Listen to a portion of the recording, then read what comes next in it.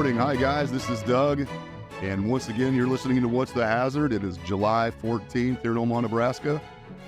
And I've got an incredibly special guest. If you are watching on YouTube, he doesn't even need an introduction. If you're watching this, then you know who I'm talking about. If you're listening, my guest today is the legend, Dave Stolp. Thank you. Yeah, man. Thank you for being here. I appreciate it. And I owe you an apology. We've been doing this for almost 4 years now, and this is the first time I've had you on the show. And I sincerely want to apologize for that, man, because you should have been one of the first right out of the chute. So thanks for getting up this early as an old retired guy. And yeah, man. Yeah, exactly. This is really exciting. And anyone who has had any affiliation or association or involvement in safety over the years here in the Midwest knows who you are. I mean, I would imagine that you have impacted thousands and thousands of safety people over the years. So for that, we all owe you a debt of thanks. Well, they did a study on me one time when I got an award. Oh, yeah. I was going to say a study. Yeah. They need to do that. But they figured out that I'd been in front of at least 50,000. Is that true? Yeah. Wow. With the council. With the council, just the council. They went back and did the math. That's incredible, man. 50,000 students. Believe it. Yeah, that's a huge deal. Yeah. So thank you for that. As a guy who's out there and doing this now, I appreciate the fact that you probably had an impact on at least a few of those people. Oh, yeah. Right? Well, so just let's start at the beginning, if you don't mind. I would really be interested in your safety, how you got into this and what the ride was like. Where were you raised? Where did you grow up? I was up Waterloo, Nebraska. Waterloo, just around the corner. Right. I okay. Lived out there for a lot of years, graduated from high school. Went 1 year to Midland College. Sure. Was on the fire department, captain training officer. I didn't know that. Yeah, I went to my chief when I got ready to come back to Omaha, and I said, well, I'm going to apply for, Omaha Fire. Mm-hmm. Get back into Omaha. And he goes, you ain't going to like it. What do you mean I ain't going to like it? Well, you'll put you at one place, one truck, and pretty much Monday.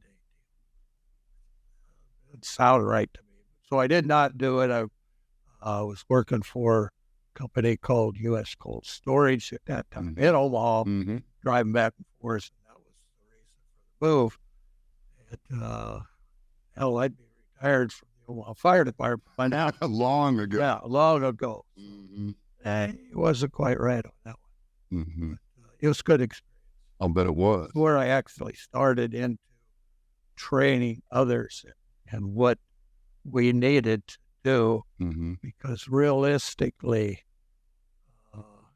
sometimes you don't get a second chance when you're in that venue, when you're trying to fight fires and all this kind of stuff. Right. In fact, we had one kid, call him a kid, but he joined the fire department out there, and I said to my chief, as long as I'm on this fire department, that kid doesn't drive any equipment. What are you talking about? He's loose in the head. Yeah. He's at the fire before the fire starts. Okay. He's there. And that's one thing wrong with fire departments that they teach you all the time. You can't do any good until that rig hits the fire ground. Okay. In fact, I did a class one time for the National Safety Council on fire ground and all this kind of stuff. And so this was a volunteer team out there in Waterloo. So he was just getting the call and going right there before the rig showed. Well, he had to show up and drive the rig. That's what he wanted to do. Oh, I see. And then it happened. Well, I moved to Omaha. Fast forward. I don't know if you remember this or not, but he pulled out in front of a Union Pacific freight train. Oh, in a fire truck? Squad. Yeah. In a squad? Killed him. Other guy in the squad had seriously. Oh, no. It's terrible. Yeah, that is terrible. I hate to say it, but it was right. Yeah. You get a feeling when you do this type of training on whether people are taking this or not. Mm-hmm. He wasn't really taking. All he wanted to do was he would be there. Mm-hmm. He lost, pulled in front of a train. Oh my It's gosh. Waterloo's that way. Main line right in the Pacific, right through town. Yeah. We were on the fire department was on this side. He was going on this side. Boom. Right over the tracks. Right over the track. Right. Wow. I know the tracks you're talking about. I drive over them when I go to Elby's, right? Yeah. Yeah. I know exactly what you're talking Yeah. about. So That was it's interesting to me because I think a lot of people that started their safety journey years ago, you and I, for example, didn't really, that wasn't the intention when it started, but the fire service seems to be a common thread for many people. My buddy Pete Suska was always also in the fire service to begin. How did that lead you into what you did later as in safety? Well, moved on. I was working for U.S. Cold Storage. And later moved out to Texas, came back from Texas, out looking for just something to do when I got back from Texas. And was approached by Kay Farrell maybe at that time, wanted to know would I be interested in going to work for the council. No, really not. I had taught a little bit of night classes, traffic safety, Mm-hmm. programs, all of that kind of stuff. So at this point, I really wasn't interested.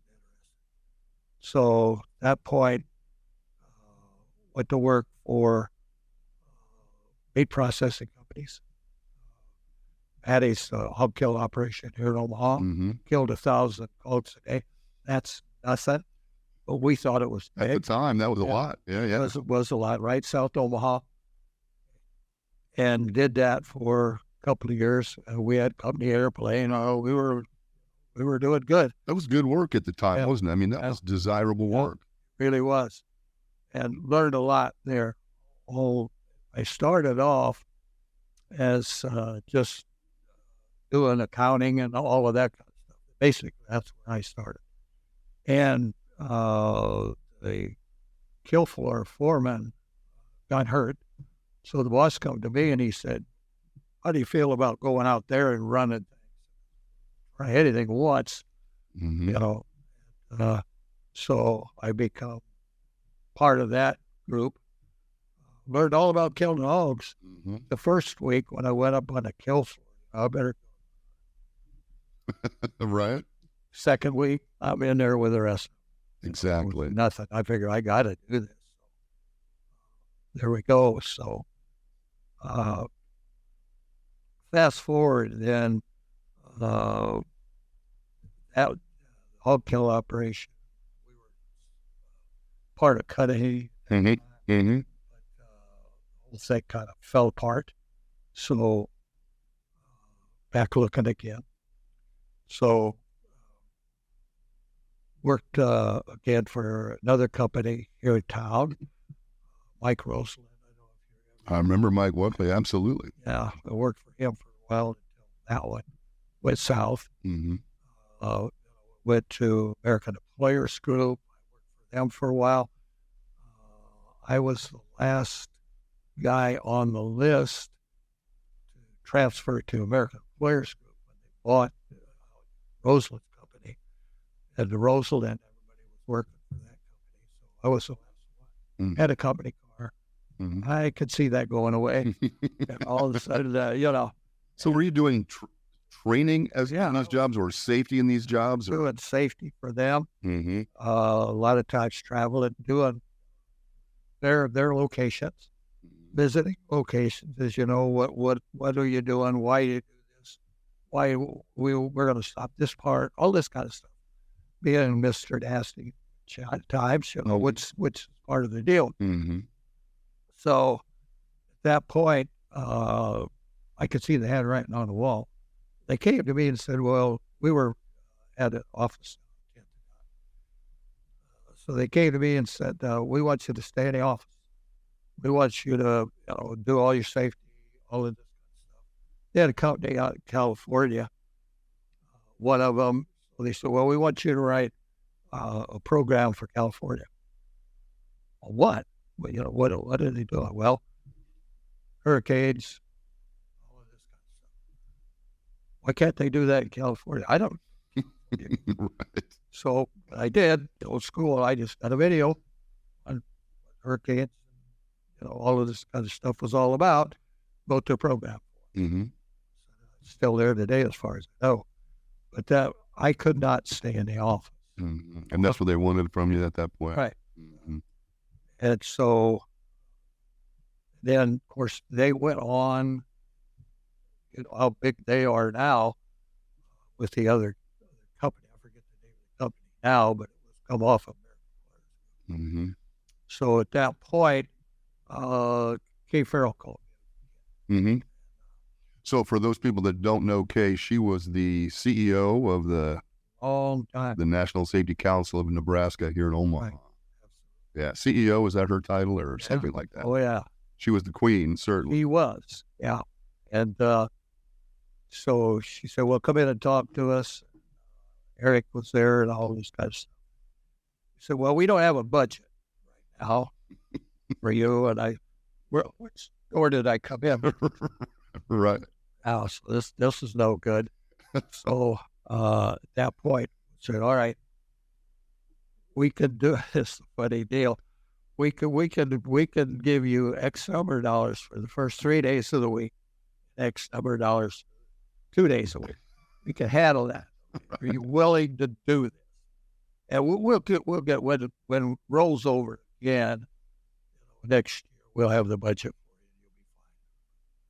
you. You'll be fine. So okay, let's do that. So that's when I actually started off with the council. Okay. Going hither and yon, and that's one thing that I even learned that here today. Things come back.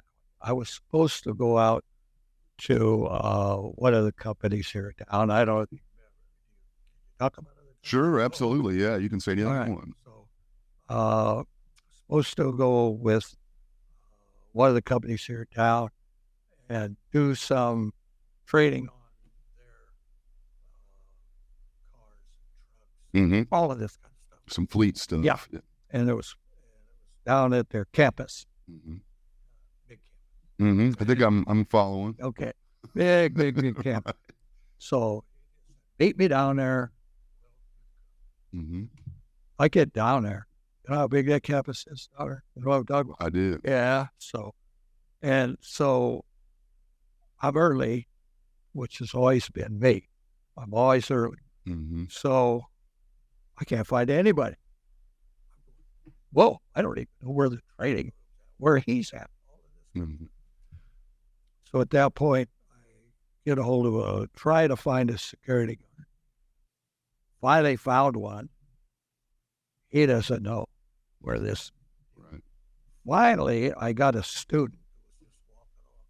I'm here to do a class at on driving and company vehicles.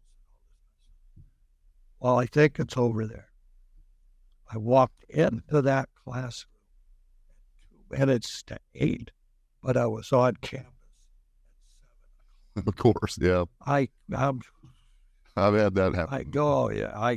So deals like this, I made it a point when I was going out of town to whatever company I was going to. I've been to Chicago. I've been different airplanes, rental cars, all this kind of stuff. I would always get in there a day early, and I would go over to the location. I know exactly where it's at, what door to go into, all of this kind of stuff, day before. Safety council. That's the way you got to do it. And I pass that along to others along the way. Here's what you need to do. Those are some trainer safety or lessons learned. Absolutely. There you go. You wonder if. So it happened here today. I was in the other big building here. Right. Yeah. You're not the first to have done that. I heard that over there. She said, well, there's a difference. That building and this building. I found a guy. Mm-hmm. Nice guy. what are you here for? Webinar, whatever. It's podcast. Podcast, webinar. They're all the same. Something's going to do something. Basically, yeah. So, I don't know anything about that, but he said, I tell you what, I know where you're looking. 3-story building over there. Mm-hmm. Oh, that makes sense. We're up on the 3rd floor. Right. Right. So finally, I got over here. You found. Yes. But you were here early. You were here before me. Oh, yeah. Absolutely. I would love to talk more about those little training disasters and lessons learned. But so at the council, you did in-house training, and then you went out into the field and trained clients as well. Actually started with them even long before, but teaching traffic safety. Mm-hmm. Mm-hmm. Because they have a number of different. They have the occupational safety and health group. They have the traffic stop group. They had have the car seat safeties. They do a lot of stuff at the council. Yeah. So I'm on the Mm-hmm. doing all ocean classes Mm-hmm. and going out and talking to people, doing classes, going back to Chicago to go to National Safety Council. In fact, I got back there one time, and I was going through a class, and this guy come to me, and he said, our instructor can't make it. Do you think you can do this class? The one you're attending? No, it was a different class altogether. Oh, my God. Well, got the material? Okay, give me some overheads. I'll wing it. Mm-hmm. So, yeah, I'm good at that. Got good at it. Yeah. Had to. Yeah. So, yeah. It's interesting. Are you going to give me credit for the class that I'm supposed to attend a while here? Yeah, okay. Oh, that's hilarious. It was that kind of deal. So then at that point, I got one of these telephone calls that from a friend of mine that said, do you know of anybody that's looking for a safety job in Omaha? You know where he's going. Mm-hmm. Mm-hmm. And, Mm-hmm. I said, yeah, what do you got in mind? Well, there's a bank that's looking for a safety person. Okay. Okay. So would you be interested in that? Sounds interesting. Who's the bank? Commercial Federal. Mm-hmm. Right there. Big outfit. Big deal. Okay. So you're going to be the guy. You got to talk. We're in Denver. I got the guy you're going to talk to sitting right next to me. Listen to this conversation. We've all got them questions or telephone calls once in a while. Mm-hmm. Do you know of anybody? Right. We're looking for. Yeah. Uh-huh. So at that point, interviewed, had to go through the physical, all this kind of stuff. Went to work as a safety person. Okay. Again, banks all over Right. the West Right. and A lot of travel. Arizona. Well, the travel, they were real good about that travel. I had to visit every branch at least once a year. Okay. I had branches here in Omaha, and so we had them in Fremont. I worked out some gloves, going on to Iowa, all of that. Arizona, had a couple in Arizona. So, but they were good to me in the fact that when I went out to do one, I would be there a week, going to each location. Denver, on a location. Mm-hmm. So go in, talk to them, write up what I think, all this kind of stuff. Come back, write it all up. Then I would go out of town for 3 weeks. Okay. Then I would be involved with the branches here in Omaha. Yeah. Versus Nice. evacuation, all of that kind of stuff. Mm-hmm. You got to do it constantly. Mm-hmm. Staying up on that. Yeah. So, How did you learn all this safety stuff? Just by trial and error, by just figuring it out, going to classes on your own, or? well, a lot of it, started off with teaching the OSHA certification. Okay. So you're getting to know all of those. Yeah. Topics. So you learn from that. I took it first Mm-hmm. to teach these types of classes, and that's what I did for a long time. So you pick up everything that's in there. There's 30-some subjects. Yeah. There. You're teaching 3-4 days, and you spend about an hour on each one. Mm-hmm. So you're learning about emergency evacuation, you're learning about electrical, Everything. The whole CFR, Yeah. basically. Yeah. I think that's where a lot of the education early on, before I went to work for the bank, I had all of that knowledge. Yeah.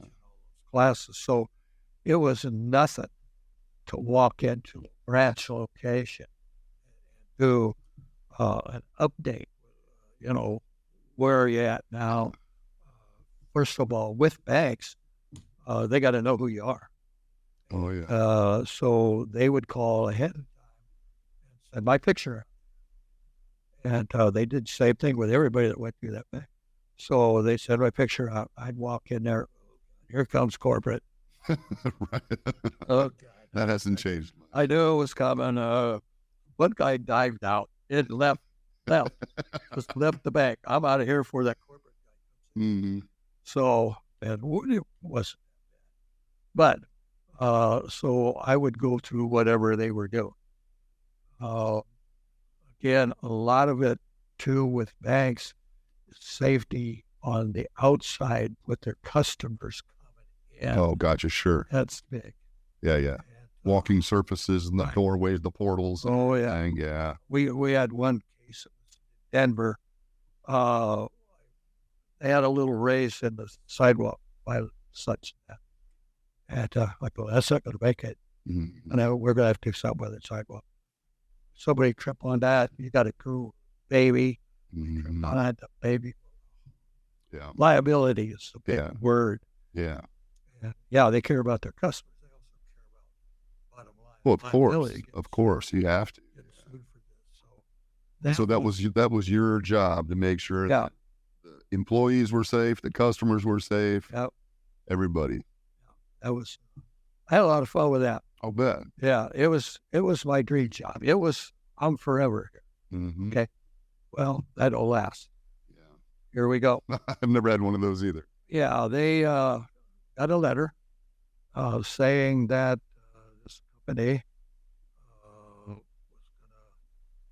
buy us out. Okay. You'll be okay. We're going to blend the personnel, all of this kind of stuff. You'll be fine. My daughter at that time was working for another company. And that's what she did, was buy another company. Oh, I see. She read that letter and she said, don't believe a word. You're gone. You're gone. Oh, my. Yeah, this is over. So they stayed there for, I think this happened in like maybe February, March, something like that. Mm-hmm. We'll give you the end of the year. But right around Christmas time, one of these deals, Right. all of that. We're going to lay everybody off, but we won't lay them off till Christmas. Yeah, that's right. So at that point, we're just treading water. Keep doing what you're doing. Your little company car, go to the airport, do whatever you need to do. But, December, you're done. So at that point, hated that. Yeah, that's a hard way to live. Oh, it is. It was a good game. That's good. So at that point, then I'm out looking again. So, hey, Farrell, Mm-hmm. go be on the phone. Got any interest in coming back to work for the cows? Right. She must have just been stalking you or something. Yeah, she was outside your house. Yeah, she does. So yeah, I went back to the cows. Mm-hmm. Stayed there until the pandemic. Mm-hmm. That was lost my forever job with the bank, so I guess it's safety council is going to be my last forever. Mm-hmm. Your other forever. Yeah. It worked out good. Yeah. I had Chris Bryant. Yeah. Yep. When he was working for Core Engineers, and went down and did a class down there on, I can't even remember the name of the class. He sat through part of it. Mm-hmm. Did it for his group. And we got to be friends after that. And he went to work for safety council. Yeah, he worked with you for a while, didn't he? A while, and then he went somewhere else. Mm-hmm. Yeah. And so this training thing, we talk a lot about training. We allude to training oftentimes when we're talking about safety and stuff. And I don't know that I've seen a lot of really good trainers. I mean, you are actually in the Council Hall of Fame, if I'm not mistaken. Yeah. You might be the only trainer that's actually in the Hall of Fame. Most people buy their way into the Hall of Fame, I think. But you were actually selected for the Hall of Fame. They gave me a big dinner and all work. That's pretty cool. Was there. That's nice. That's when they said that I was in front of 50,000 people. Well, what about you? What your personal attributes do you think were conducive to being a good trainer? What makes a good trainer in your mind? Well, step back a little bit. Yeah, please do. And do this. My father was killed at 18. He was 45 years old. Mm-hmm. Killed in an industrial plant out west. Oh, I didn't know that. He was an electrician, and he was on a ladder. They had this whole line. One of the lights was out, so we had to get up on this ladder and work on this deal. Mm-hmm. So he gets up on the ladder, and they didn't shut the power off at that time, Mm-hmm. like they should have, and he got shocked. Just a little shock, but he laid back on the ladder, fell off the ladder onto a pipe bending machine. Yeah. He lived about 3-4 hours. Oh, man. So, again... So this is personal. This has always been... It's personal. Yeah. It comes forward then, going, why? Mm-hmm. Guys, what's... Mm-hmm. Exactly. Why didn't you shut the power? We're only going to be up there 10 seconds, 15 seconds at the most. Why didn't they shut the power off? Mm-hmm. Let him do his thing. They didn't do that. They didn't. That's true. And this again came forward with me. All right. Whenever we would talk electricity, I would bring that forward. Mm-hmm. A lot of what I learned prior on the fire department, on your personal life, this kind of stuff. Bring it forward into the classroom. Mm-hmm. That's why we got material. The National Safety Council gives you material. Sure. She gives you material. All of this kind of stuff. You know what it is. You present it for an hour. Break some personal stuff into it. Yeah. Not only mine, but you're in my class, so you got some stories too. Mm-hmm. So if we're on a particular subject, so what kind of stories, if you want to call them stories, Mm-hmm. do you have on this Right. with your company? Right. Talk about that.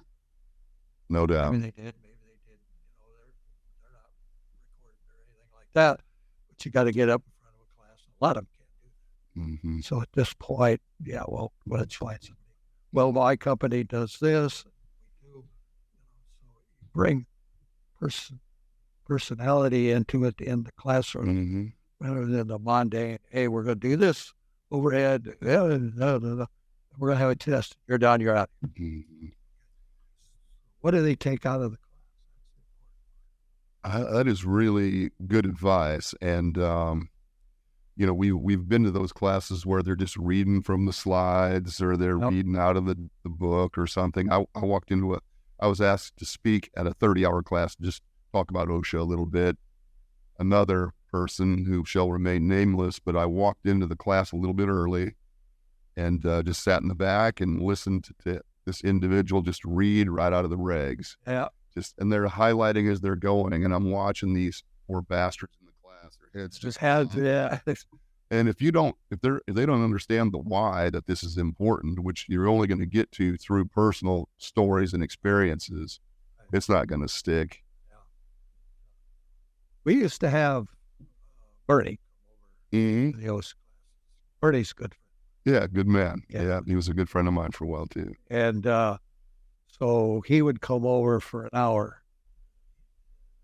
Classes. Like you said, we're going to have the ocean.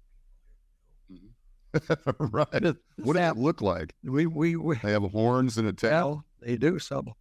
So we mentioned that the day before. In the class, the day before. We got the company hat on. We got the company logo on their deal. The next day, nothing. Right. Just white T-shirts on everybody. No.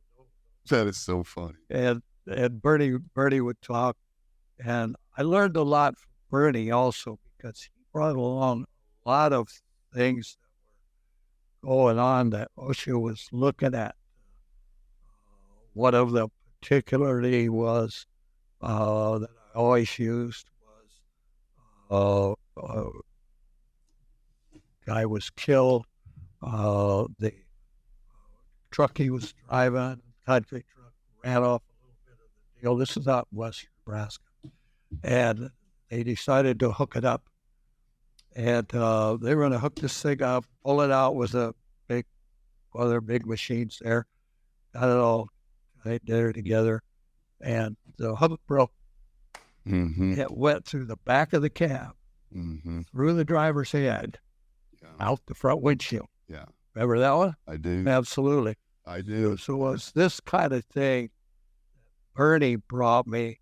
He would go through what was happening in OSHA, and he would get up to his hour, and he'd go, I got some more stuff, Dave. You want me to do some more? Right. You damn right, Bernie. Yeah, You keep just, it going. You just go till you get tired. Right. Because this is good stuff. Yeah, people were interested in that too. And girls, hey, we're hearing this. People who are out there seeing this kind of crap happen. Right. That's where good information is at. Mm-hmm. And I used to teach the OSHA certification for the instructors. Mm-hmm. They would have to get up an hour. That was a lot of fun times too. Was it? Oh, I take this. I took that from you, I'm sure. Yeah, the guys that came in there with already experience, everybody had to do basically an hour at the end of the class. Mm-hmm. And we cut that down, whatever. But so we would go through how do you prepare, what do you use, all this stuff that's in that class. And the guys that would get up, and had one guy got up there just to introduce himself, the company, a little bit about yourself. He walked up, he said, I can't do this. Mm-hmm. Well, go sit down. We got a long way to go. We got 5 days there. Right. So that was a shining star at the end of the class. Mm-hmm. He actually did better at his presentation than some of these guys that came in thinking that they knew it all before I started talking. Mm-hmm. Of course. Yeah. Yeah. I'm sure you had plenty of those in Yeah, what do I do on there? This guy. there. So at that point. But he got through it. Yes. And he did well. His presentation was one of the best. Good for him. So he learned along the way. That's cool. Something that I got to. I'll bet. Yeah, you're doing some good. Did you ever It was good train. Did you ever stage fright? I mean, were you ever uncomfortable up in front of a group, or was that always something that you were comfortable with? I think one time, and I felt I did not do a good job, all that kind of stuff, and I figured I got to get over this. If I'm going to do this, I want to do it right, or I just will hit the road. Yeah. So I started getting a little more familiar with the topic. That was part of it. Mm-hmm. And secondly, to bring in other stuff, all this kind of stuff, to make it more interesting. Mm-hmm. It's got to be interesting for them. Yeah. And after that, you definitely, if I was in a class, and I did this out in Lincoln, I think, for a company, I was on right after lunch. That's a bad time. Oh, yeah, that's usually the slot I get. They're not quite back yet. Mm-hmm. They just pounded down 2 pounds of potatoes and gravy. So finally got, in those days, you used to lavalier. Oh, yeah. Okay. And I get in the classroom, they got a microphone like this one. Boy. I'm going to be stuck here at this podium or something. One of those. Oh, that'd be, Yeah. I'm on the podium. It's stage. Mm-hmm. I just grabbed that microphone, took off for the crowd. Yeah. Walking down, these people all work for the same company. Maybe 75, 80 of them in the room. Just going, hi, how are you? I'm Dave Stolp. Mm-hmm. What are you doing there today? Mm-hmm. What's of interest to you? Did you hear what she said? No, Mm-hmm. that's what first time I did it. Love it. Yeah. All of a sudden, I couldn't get enough of that. I like that a lot. I did. Lavaliers or something else. Here's another story. We're at the Safety Council digs, where everybody comes. Mm-hmm. One of the hotels. Okay, I'm doing a class. I still got the lavalier. It's still nobody is. I'm sitting down talking. I don't know, 2 or 3 OSHA guys sitting there. Pete Netto and Yeah. MU. Yeah. yeah. Somebody come in the room and said, "You know your lavalier still on? It's coming in that class." Whoa! I'm glad I know if I was using language maybe I shouldn't be using. Mm-hmm. Oh, Saying a few things that maybe. gotta remember. Oh, that's why I turn that thing up. Don't wear it into the bathroom. No, don't do that. Oh, that is funny. I get a kick out of here talking about when the students would take off of their swag, their gear. I can remember many times we used to wear name tags. Do you remember back? You'd fill out a name tag, you'd put it on, and then people would come up to ask me questions, and they would literally put their hand over their name tag. Oh, yeah. Absolutely. I have no interest in who you work for, but I think that just always made people a little bit uncomfortable. Yeah. Oh, you're this company. You just are. I tell them that. You don't have to. Did you start off with overheads? Yeah. I mean, were you training on overheads before the PowerPoint thing rolled out and everything? When that came out, that was the only thing. Yeah, you'd scribble on it with one of those wax pens or pencils or something, and then shoot it up on the wall. You learned a lesson there too, because you want to make sure you number each one of those. This is important. Yes, it is. So there you are. You're up there. You got this fistful of overheads like this. All of a sudden, oh, yeah, man. you have no clue. Yeah. All this mess.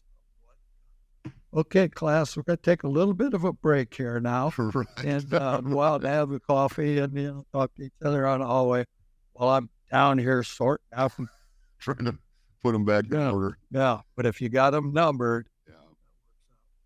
There have been a lot of lessons learned the hard way. Oh, yeah. At least in my experience, too. I've made every mistake possible.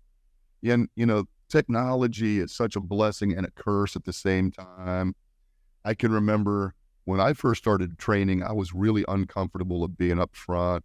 I would probably be visibly shaking, and I would go to do something with my computer, and I would hit delete rather than advance, and I would delete the whole program. I mean, I just did it all, everything. Time for a break. That's right. Well, that's a good fallback. So all trainers out there need to know that it's okay to take a break when you need to regroup. Whenever you need it. Yeah, that's so funny. Any other disasters that come to mind? What time I was doing a class, and one guy kept looking at my hand and looking at my hand. And he goes, "How in the hell can you teach safety classes when you're missing a finger?" Mm-hmm. So listen, friend, nobody knows better than me how this can happen. Right. Okay, and so I'll tell you about it. Mm-hmm. Okay, I'll tell you what happened.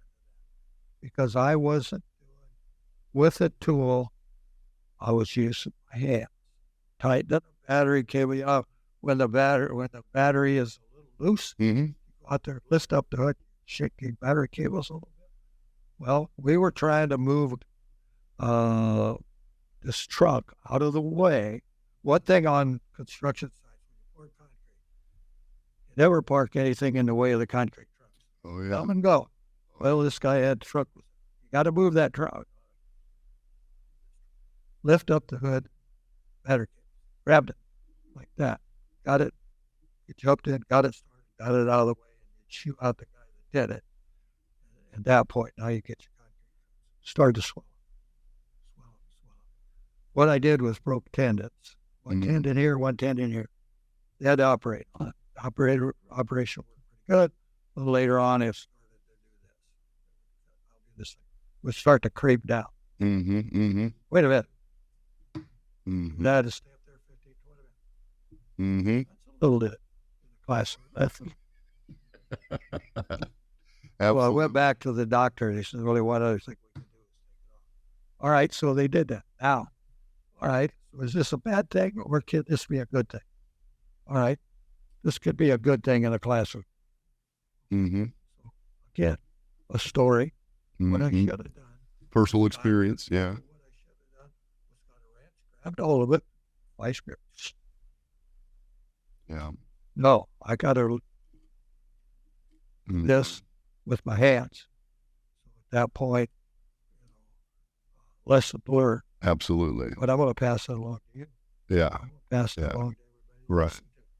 I just think, this personal experience, this credibility that comes with that. You're not up there just preaching or spewing, rhetoric, but you've actually lived it. That, nobody really should hopefully experience those things in order to be credible. But if you have, I think that's a big deal. I think people relate to that because probably everyone's had some at least. Yes. issues in their life and maybe they're reluctant to share those. But if you're willing to share that, maybe they open up about it. Usually the second day after I did, and I do a lot of goofy things. Guy goes, "What's wrong with your hand?" Like, I did. oh, I've yeah. seen that. Well, put a little fun into it, then talk about it. Now, maybe not that day, but maybe the next day, you get one or two of them that are willing to talk about some things that have happened. It's never them, but it's our Right. company. It's They know somebody. they know somebody in front of themselves. Yeah. But at that point, that's good. Mm-hmm. Brings out And I think also just you seem like to me, you're just an approachable guy. You're easy to talk to. You seem very comfortable with who you are. I mean, it's, I've had instructors, you probably had instructors that were either really uptight or they just didn't give you that sense of approachability or whatever it was, I mean, it's kind of like our buddy Chris Bryant, he just seems like every man, he's just somebody that you probably would be friends with outside of the classroom or something, and it's kind of disarming. So people are a little bit more comfortable. There was nothing worse in my experience than you'd walk into the classroom and the whole crew sitting there with their arms crossed, sitting back, thinking, you can't teach me anything. Yeah, I know more about this crap. exactly. That was kind of hard. It was. You got to get those guys on. It's like takes a day or two. Mm-hmm. It's just something you ignore. So in your mind, I'm working on I'm gonna break through. you. I'm gonna get to you. You're one of mine. I'm gonna write Yeah, and it just became. You mentioned something earlier, but familiarity with the material, you. Oh yeah. being comfortable. Were you a guy who would practice, or Yeah. just learn the material? Did you practice before you would give maybe not presentations, but Yeah. like speeches or something or whatever? Were you a guy that would do a little We rehearsal? had video Mm-hmm. council. I would take at a new class all this kind of stuff. So I would take that down to the classroom, that up, get up in the front with the material, and go over it. Mm-hmm. I was familiar with it. And then you could kind of review that Yeah, and see how it came off. absolutely. That's called preparation. Mm-hmm. Preparation is everything. Yeah. Being early, Yeah. being prepared, all of that, like you said, know your technology. There was a time when I was first doing that stuff for OSHA, we had a kind of a projector, like one of those big giant, Oh my God. and then you'd have the laptop and all this other stuff, and you'd bring all that, and maybe the company would have something, maybe they wouldn't. There was a period of time where you just you didn't know that. I was always struggling with that because if I had their technology, it was different than ours. Oh, it was kind of a pain. Yeah. A lot of those bugs have been worked out, but I would always get there early just so I could make sure I knew how to run the technology. Yes. You know? And she would always introduce class and all this kind of stuff. But that would you had the computer up there now and all. she would go, Dave, could you come here? It's 5 minutes after We're supposed to be going. we're supposed to be, Mhm. I said, okay, you got to take this home with you and do it at home until you're comfortable with it. Mhm. I did that all the time. Anything that was new, I would take it either at the council or take it home with me. Yeah. Learn Learn to use it. Don't embarrass yourself. You're embarrassing yourself. Right. And you're losing credibility Yeah. with the audience when you can't even make it. It's okay to be a little bit self-deprecating, like, oh, I'm kind of not very good at technology, but they don't really want to see you up there not being able to figure it out. Yeah. One thing I do remember that you used to do all the time in the classes that I took from you, you'd had a lot of like visual stuff, like little demonstrations and things. In a lot. Yeah, those were good, man. Hey, did you just create those yourselves, or were there resources that you turned to? Once in a while, when you go, like I was going to Chicago, all of this kind of stuff, watching other trainers come out with this funny story on that one, though. I'm in Chicago. Guy from the National Safety Council, Danko is his last name. Okay. I remember it well. There's one very recent. I'll educate you. I'm gonna, sign off on you. I'm Mr. Instructor. National. Oh yeah, big shot. Willie's garage code up. So he actually told this story. He was barbecuing one night. Okay, he gets all done. He puts what's left of the coals in a plastic bucket. National Safety Council. Lead trainer. National, right. lead trainer, baby. So the garage caught on fire. Oh my gosh. So here comes fire. Put this thing out. So the guys, Mr. Danko, what do you do for a living? Well, I am an instructor for the National Safety Council. What are you an instructor in? Safety. Of course. Oh, of course. Yeah. He would tell it. Yeah. Here's another thing, and I've used that. Yeah. So where's the hazard here? Where's the lesson? So something mundane is barbecue. Coals. Oh yeah. Yeah. Maybe you should get a gas grill. Right. Yeah. And I'll learn how to turn it on. Right. I think the propane would be a problem, I'm sure, at that point. But that is true. It's interesting. I do remember a class that you taught. I think it was maybe the confined space entry or something. You taught every class that the council offered, I'm assuming, at some point. Yep. But you had done one where I think you mixed like some baking soda with some vinegar or something. Yeah. It kind of off-gassed, and then you had these candles positioned at different heights in this aquarium. Right. And so that gas would start from the bottom and work its way up and kind of extinguish those candles. And you were as a wet, it would showing how the stratification of like oxygen and air. And people love that. That was a great one. In fact, if I wasn't quite so lazy, I would use that one more often. I've done it a few times, and it's really impactful.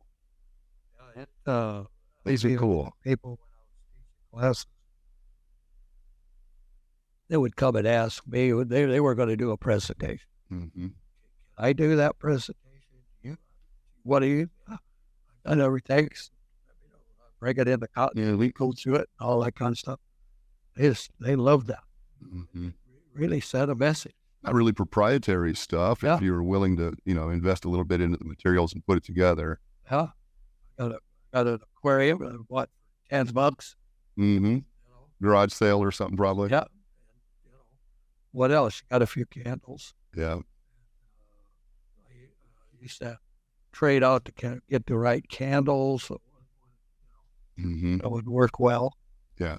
Did you ever have any disasters with the demos or anything along the way? I mean, it's to be expected, right? Something's going to go wrong. Absolutely. Yeah. So, it is what, but yeah. It's pretty cool. And so when you look back on it, I mean, did you enjoy being a trainer? Did you enjoy yeah, part of your work? absolutely. That was part of it. Even another thing that I actually enjoyed too was going out to company. I got pictures. I'll bet. Stuff that I've taken, that they're not doing right, that they didn't know they were doing. Mm-hmm. He sat down and showed the pictures then and all of this kind of stuff. That's good stuff. Mm-hmm. You're doing another training at that point. Right. Now listen, we got this stuff here that's not supposed to be here. It's supposed to be over here. You got bottles sitting around. Those are invaluable. Yeah. I mean, it's one thing to show them the canned OSHA slides, but it's another thing to show them something that's in their facility that they're walking around probably every day and maybe not realizing. You've got a video of compressed gas cylinder falling over and the head breaks off of it. That's more better yet. Yeah. That's a technical term, more better. That's right. Exactly. Technical. Yeah. Lead trainer stuff. Yeah. That's right. Yeah. And so the COVID kind of shut down face-to-face training. I mean, I remember that, there just wasn't any face-to-face opportunity. And people went to this Zoom training. Did you have were you involved in any of that? Never. Don Never Savis? got.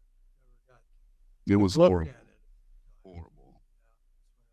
Now, like you, I am a face-to-face guy. You need the room. You need the energy. You need to have the connection. And we were doing this training where you'd see this little 1x1 square face. Yeah. And then people they learned how to turn off their camera. So now you don't even see their face. Okay. They're just out there somewhere, maybe. Yeah. And you have no idea it was horrible. I hated training like that. I never did. Yeah, I don't think you would have liked it much. It was kind of a pain. And Kugler and I go back a long way too. Dale? Oh, he worked for the National Safety Council. Yeah. Lincoln. Oh, yeah.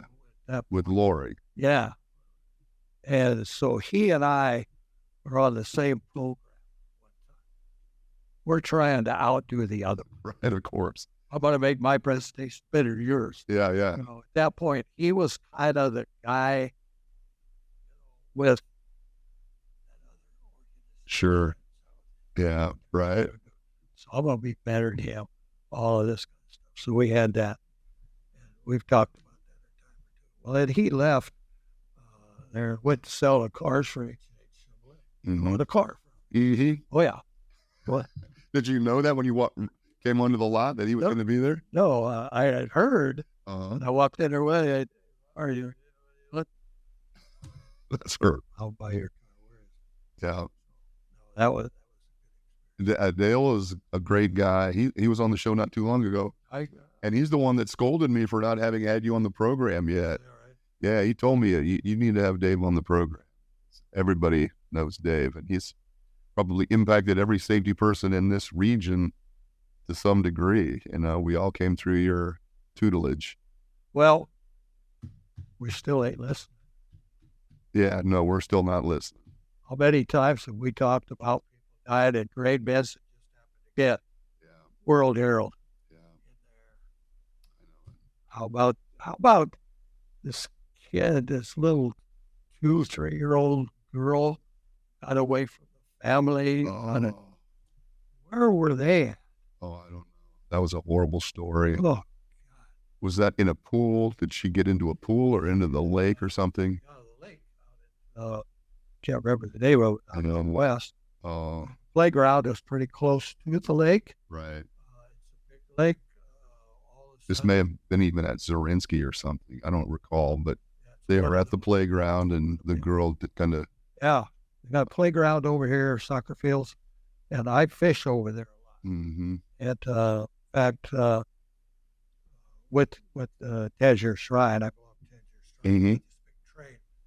And sometimes we take kids over there to that playground. Mm-hmm. But there's always people watching. Yeah.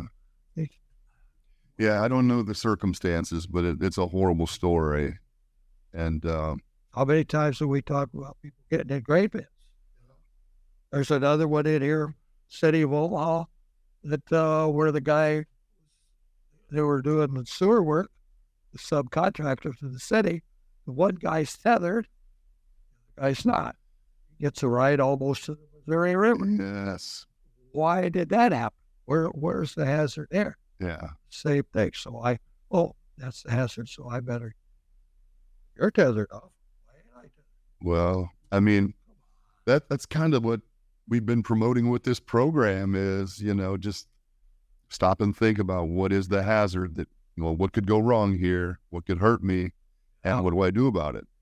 We get a little bit, I don't know if it's complacency, I don't know if it's distraction, I don't know, or all of the above, but we tend to see the same things happening over and over again It does. That's why I brought these things along.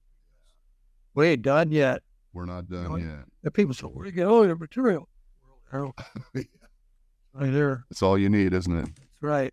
And yeah, it just kind of recurs. We might get better at it for a while, and then we get off onto something else, and we go right back down that same path that we just came off of. That people get great bins. Yeah. They still don't know. They came out with brand new stuff. Now the fire departments have got a deal where they can go into this great bin, and they've got things that fit together. They'll go in a circle. Mm-hmm. And they can drive that down. Right. Okay. When they get that down, then this guy or they can start bailing this corn out. Right. So you can get out away from it. Get up out of it. Because otherwise you're not getting out of it. No. If you've been sucked into it or dragged into it. I know it. It is frustrating. I don't know what the answer to that is, but training is ultimately really critical. People need to know, how to do their jobs as safely as possible and what those hazards are. And so that's what you did for 50,000 people worth at least. What about home tonight? Same shape you came in this morning? Yeah. That? Yeah. You would think. Listen up. That's right. Yeah. Stop yawning. This is not for me. This is for you. Exactly. Okay? Yeah. You're going to walk out of here, hopefully.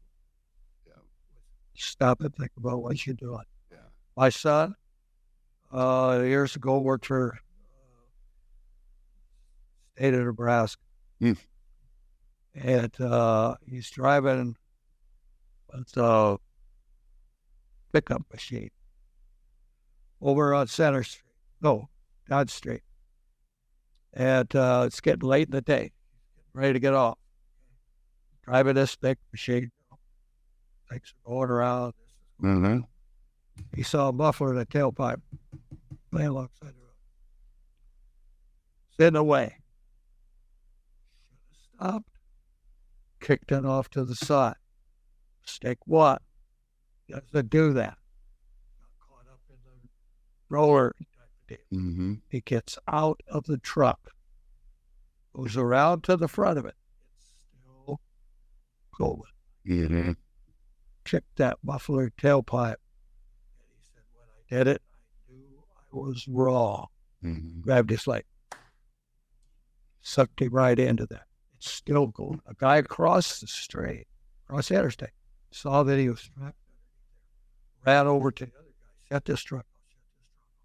They finally got him out of there. And he said, the minute I did that, I knew I was wrong. Mm-hmm. That split second. Yeah, that's all it takes. He said, I was the best neighborhood watch they ever had for a year in my neighborhood. Because that's how long I was on. Is that right? Wow. 2 operations on his leg. All of this Yeah. Something. Yeah. Shut the truck off. Right. Take a minute. Just slow down a little bit, It's another story. But, and it's interesting because in that moment, when you are engaged in that activity, I've had that happen in my mind too. Whoa, I shouldn't be doing this, or no, this is a bad, and you're like right in midstream or whatever, and you realize this was a bad idea. Yeah. I'm sure that happens to a lot of people. Daily basis. On a daily basis. Yeah. Well, so what do you do now, man? What do you do for a pastime? I know you're a car guy. And I was listening to Kugler. I used to race cars too, but I was going from point A to point B and not turning in a circle as fast as possible, fast as I could get there with a 55 Chevy C gas. No doubt. Very cool. And I went on and got a pilot's Mm-hmm. Ooh, that's something I always wanted to do. Was that awesome? Yep. Best thing I ever did. Really? Nothing like it. I'll bet. When you get in that airplane, out of your airplane, you go do all the lessons. Yeah. The day that you're going to solo, you get into that airplane, you bust it off the ground. All of a sudden you realize, what have I done? I'll bet. What is this all about? Yeah. You turn around and look, and the runway's getting further away. And you're on your own now. Right. So first thing you do, you fly all the way around and you land the airplane. Okay. It's called touch and go. Boom. You take off. Okay. Got to do that 3 or 4 times. First one is a little shaky. I'll bet. Next one's a little better. Then you start flying on your own.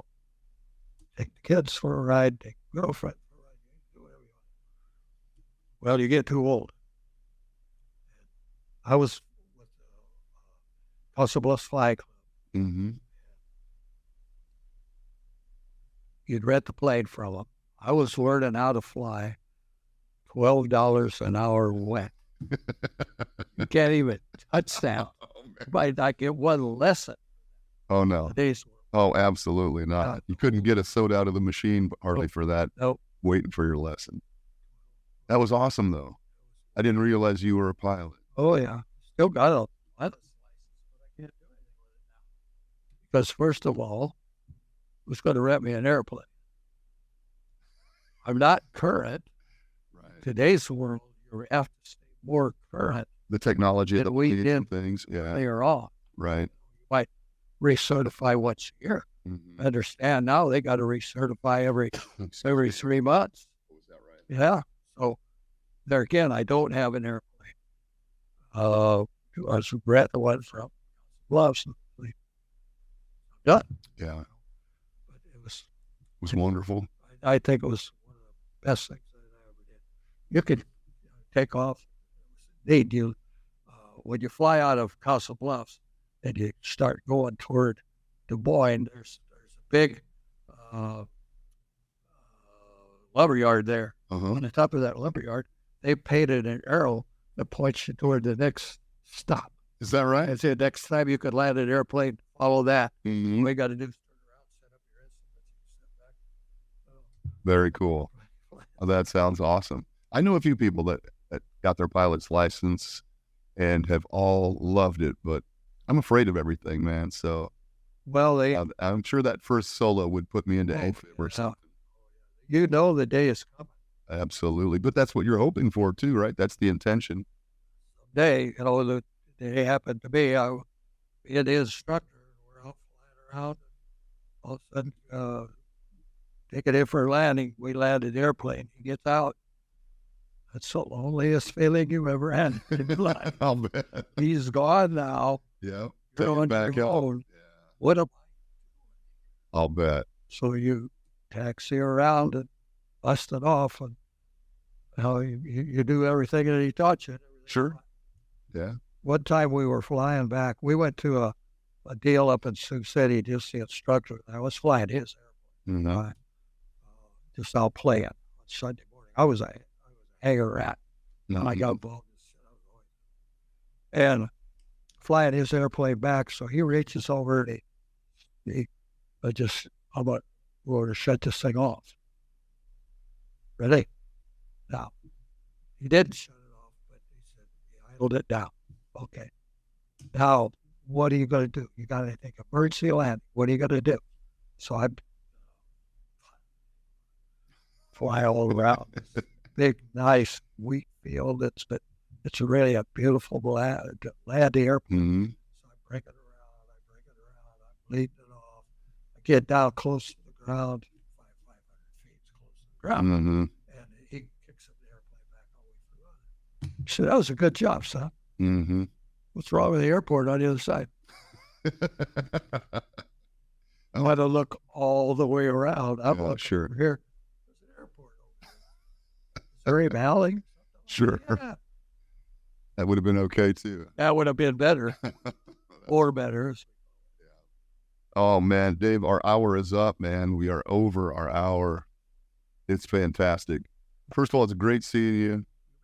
Appreciate it. And thank you for everything that you did for the safety community here in town. And everybody, those 50,000 people that are out there, hopefully remembering some of what you taught them and doing the right thing from time to time, hopefully. It's fantastic. Good to see it. Arby's, so is it still Arby's, or what's your favorite fast food? Oh, yeah, Arby's. Arby's was always good. Yeah, there was that one right up the street from the council. Yeah. I can remember you, me, gosh, who else? We had quite a few meals up there. Yeah. A lot of the instructors, Larry Cruz. There were quite a few folks that went through the council, instructor-wise. Oh. We were just talking about a few of them, like Rick Schmitz. He was Mike Luddig, some of those guys that, Rich Smith. Yeah. At one time, he was working for where he worked for one of the packaging, and he was safety director there. And he told this guy in the parking lot, "You keep marking the handicap. One more time, I would tow your car." Mm-hmm. That was Rick. If he said it, he'll do it. Mm-hmm.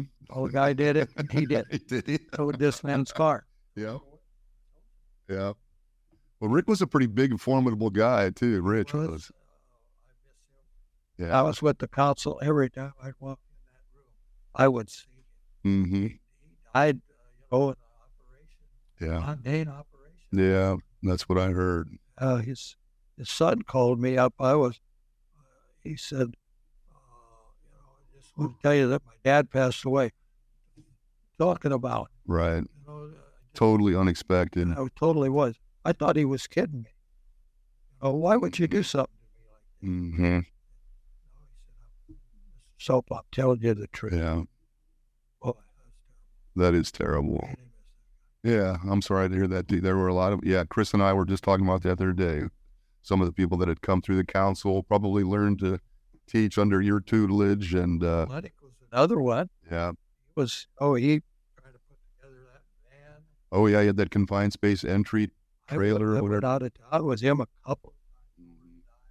Yeah. All of that kind of stuff.